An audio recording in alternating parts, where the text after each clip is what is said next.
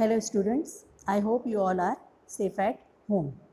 Today I am going to explain you the next topic of lesson number 9, Administration of the State, and the topic is Governor. Each state of India has a governor. The governor is the constitutional head of the state. All the administration of the state is done in the name of the governor. Thus, the governor holds a very important place in the state. The president of the nation appoints the governor of the state after consulting the prime minister.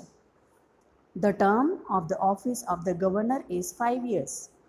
The governor is appointed so that the state government functions according to the rules of the constitution. Now, let me explain you the functions of the governor. Number 1, invites the leader of the majority party to form the government. Number 2, appoints the chief minister. Number 3, asks chief minister and his cabinet to take oath to be responsible and loyal and maintain secrecy towards constitution. Number 4, call and adjourn meetings. Number 5, pass bills in the legislative assembly. Number 6, pass financial bills. Number 7, sign bills passed by the legislative assembly so that bill becomes law. Number 8, pass ordinance in case of emergency. Number 9, elect judges of all the courts under the High Court. And number 10, inform about the working of the state to the central government. Now, the next topic is Chief Minister.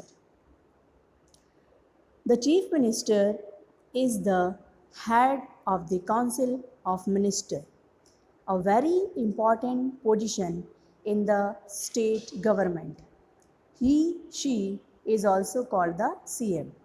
The functions of the Chief Minister are: Number 1, allotting various portfolios to different ministries for the effective administration of the state, calling for meetings of Council of Ministers at regular intervals, supervising the work of every minister and guiding them, informing the governor about decisions taken by the Council of Ministers, forming a new Council of Ministers if necessary. The Council of Ministers frame policies for allotted subjects or departments related to the state government and executes it. It also introduces the bill in the Legislative Assembly. The Finance Minister of the state introduces the budget in the Legislative Assembly. The work to be done is divided between the state and the central government. The state government functions at the state level and the union government functions at the national level. The difference between the state and central government is the area in which they function.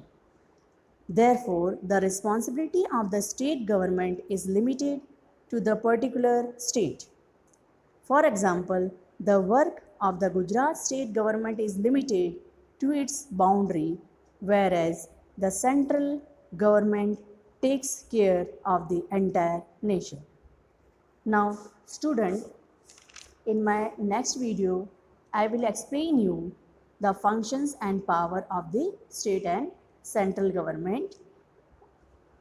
Okay, thank you.